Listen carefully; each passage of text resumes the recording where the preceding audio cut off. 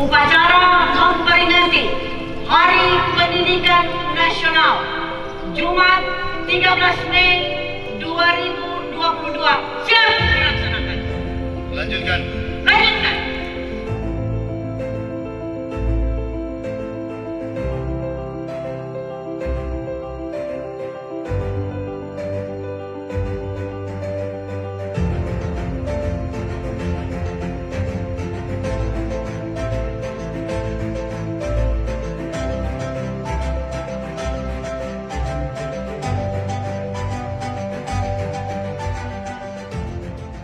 Nah, karena itulah kemudian, karena jumlah yang kemarin dilaporkan oleh Dunia Pendidikan bahwa anak-anak yang putus sekolah ini ada kisaran sekitar 30.000.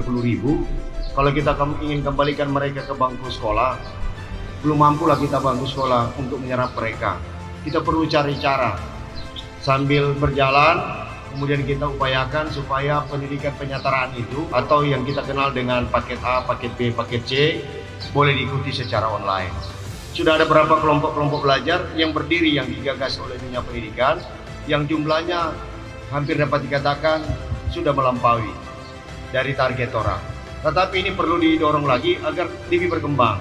Diharapkan memang dari 1001 RT yang kita miliki dan kemudian ada 200 lingkungan, paling minimal ada 200 lingkungan, 200 kelompok belajar yang notabene akan kita pusatkan dalam rangka menampung semua yang putus sekolah ini untuk disetarakan. Karena itu diharapkan kepada para lurah, camat, membantulah Dunia Pendidikan. Tidak bisa mereka bekerja sendiri tanpa dibantu oleh Dunia Pendidikan. Kalau perlu juga Babinsa, Babit Kamtimas, Pak Dandi, Pak Kokores pasti juga akan membantu.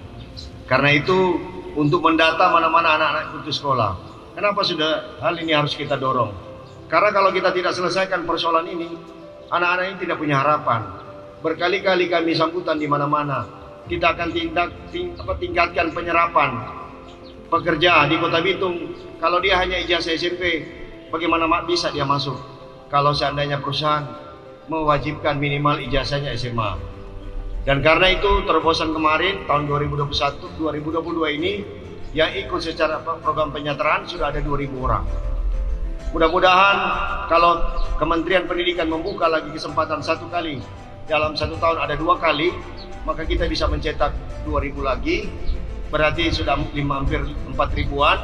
Kita cicil, ditargetkan dalam jangka waktu 5 tahun paling tidak ada 20-an ribu, sehingga 30.000 yang tadi jadi persoalan bisa terselesaikan. Itu pendekatan kuratif. Nah, preventifnya sudah dicanangkan juga oleh Dunia Pendidikan bahwa tidak akan ada lagi para guru, para kepala sekolah menanyakan tentang biaya-biaya ke murid langsung. Orang semua pernah jadi anak-anak.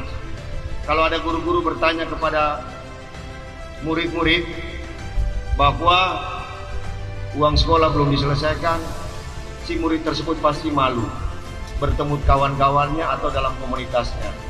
Dunia Pendidikan sudah berjanji tidak akan lagi bertanya itu, tapi memperkuat humas yang akan berkomunikasi langsung dengan orang tua.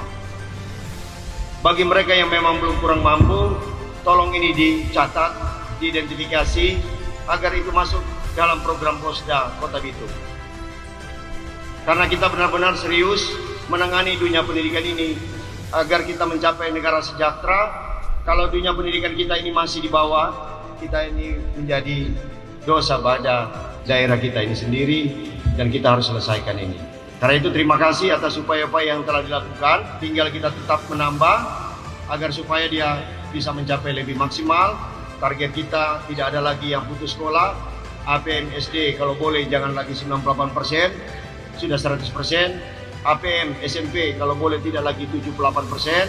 Harus mendekati 90%. APM SMA kalau boleh jangan lagi 68, sudah harus mendekati ke 90%, sehingga persoalan kita ke depan menjadi tinggal sedikit dibandingkan di saat-saat ini.